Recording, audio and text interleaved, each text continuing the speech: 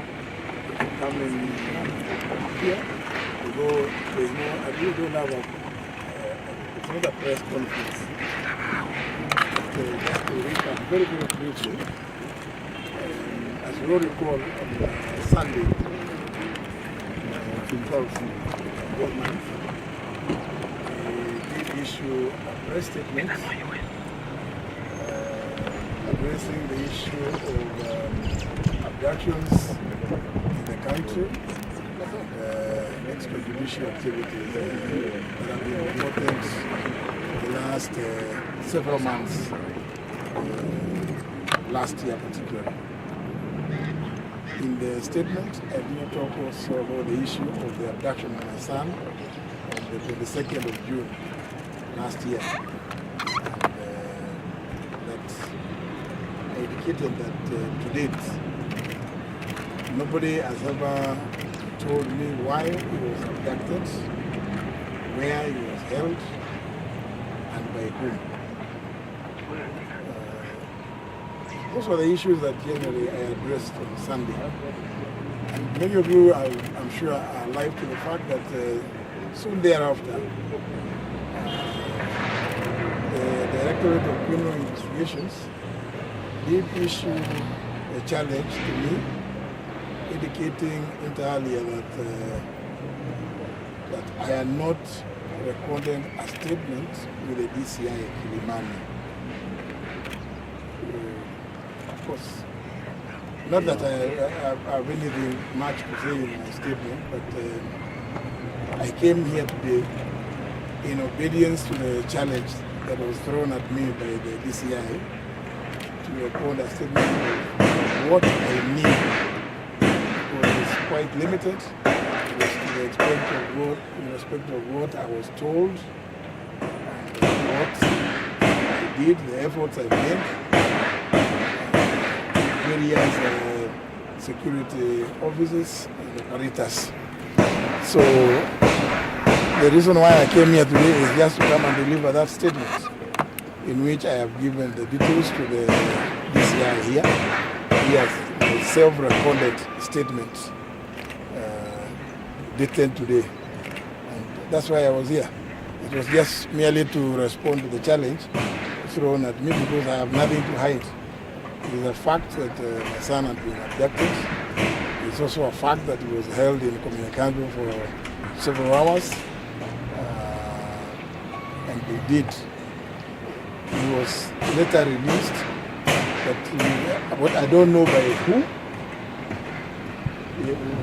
he had been abducted and by who he was held. But my statement with the DCI explains the various steps that I took to secure his release. Yes. Following after the recording of the statement, have you given any timeline on when you should hear from them? Well, they say that they have actually recorded statements from the other witnesses who are with my son, among them the Honorable Mark Mwenje and another young man, Mark Mwenje's driver. They say they have recorded the statements. They have also recorded a statement from a gentleman who was with my son in his car, called Marango Imanyara. They say they have recorded their statement. So they are now busy processing according to them. Following your statement, some leaders have now come forward and they're saying they're calling for your resignation or even orchestrating an impeachment motion against you in Parliament. First, how do you respond to this, and is this the beginning of you breaking ranks with the government? I would just say bring it on. At my age, I'm not the kind of person to respond to some of it is really very perfunctory statement made by fairly inexperienced politicians. I think they're not worthy my response. So if anybody thinks that I don't know what I'm doing, then they are up for root shock.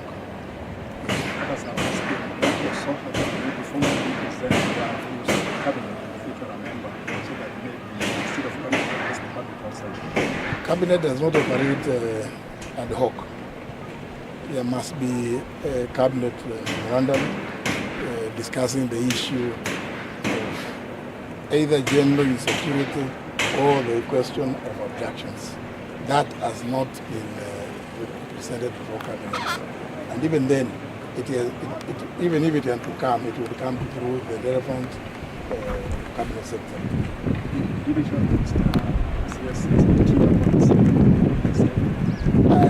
This statement which I have given is quite detailed. It mentions all the people that, as you say in my statement on Sunday, I spoke about everybody in the security apparatus. It cannot have left anybody in the security apparatus. I spoke to literally everybody who cared to answer my calls. Is this the beginning of the end of your tenure in government? I'm not going to answer that question because I don't know. You know, when I was the Attorney General, the process of removing an Attorney General is clearly provided for under the Office of Attorney General Act. But the removal of a cabinet secretary is very simple. Just go to Article 132. It says the President may appoint with the approval of the National Assembly, may nominate, and with the approval of the National Assembly, appoint and dismiss cabinet secretary. So even when I took this job, I was fully aware of those provisions. Yes. See, so, one of your statement sounded like you are opposing the government for you resign the pressure that you want. Which pressure? I'm not under any pressure. I'm not seeing any pressure. I told you there are some certain very infantile statements that I have read from some quarters, and I think it's not fair for me to even dwell on them. They are not worthy responding. That's not pressure. There's also the question of why I'm not going to happen. Because everything happens for a reason. Yeah. I remember in my statement on Sunday, I did indicate that on the 3rd of this month, I also made a general statement regarding government accountability with regard to the issue of abductions. Just like I'm saying, I'm here today. Some people quietly, started asking me, why did you say this? Why? Can you make a more detailed statement regarding abductions? And that's why I came out, because you also have to situate certain matters with regard to the time and the periods when things are being discussed. Yeah.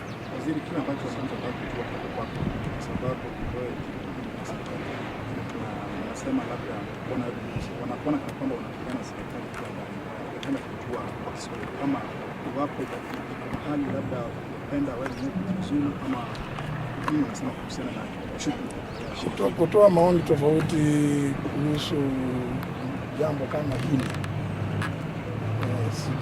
sifikiri nimefanya, kwa sababu kila mmoja ndani ya serikali amekuwa akilaani utekaji nyara. Kwa hivyo sio ni tofauti iliko.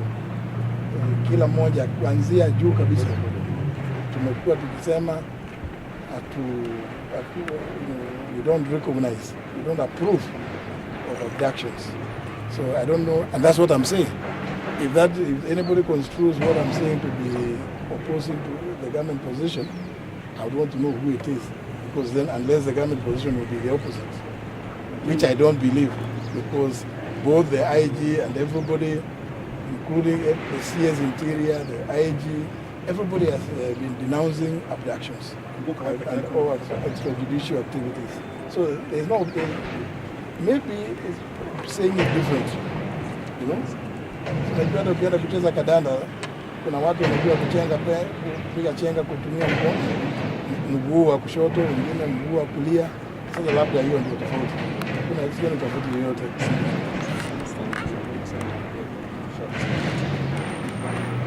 Yeah. Pole. Yes. Yeah.